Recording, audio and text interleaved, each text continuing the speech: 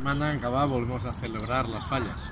Ya se está preparando para poder hacer la plantada mañana viernes.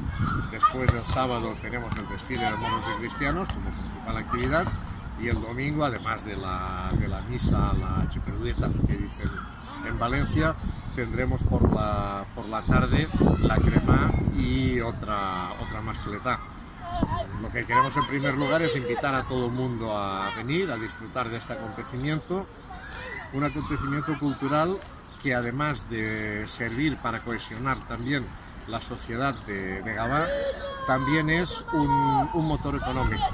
Es una actividad que genera, además de todo el disfrutar de un acontecimiento prácticamente único en Cataluña, el hecho de que todos los comercios de alrededor y en general de Gavà ven incrementada su actividad por la cantidad de gente que viene, por la cantidad de visitantes que vienen a ver la falla, los moros, todas estas actividades, porque nosotros creemos que realmente hay un binomio de cultura y de motor económico que pueden ir de la mano, como en este caso, y que creemos que deben ir de la mano.